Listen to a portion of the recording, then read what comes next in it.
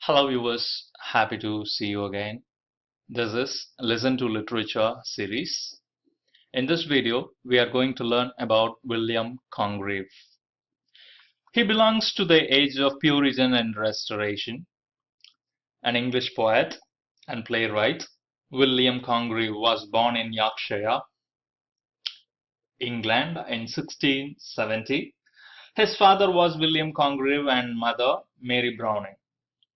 Since his father was an officer in the army and the commander of the garrison near Cork in Ireland, Congreve was educated at Kilkenny and then at Trinity College.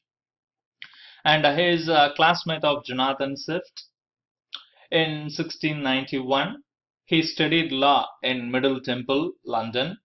Though he entered law college, Congreve felt the pull towards literature and started writing.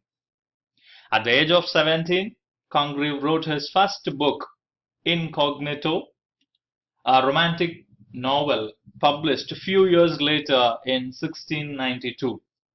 His first play, The Old Bachelor, was first acted in January 1693 and was so successful, and it soon established him as a playwright and playwright of repute. The Old Bachelor of the title was Hartwell. This play was followed by the other plays such as The Double Dealer, Love for Love, The Mourning Bride, and The Way of the World. His best-known play was The Way of the World, which was based on the love story of Mirabell and Millamant.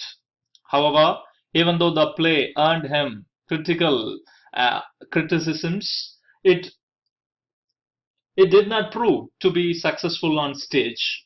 After this, Congreve wrote no more plays. He became embroiled in controversy with Jeremy Coiler on the morality of the stage. He suffered from gout and bad sight.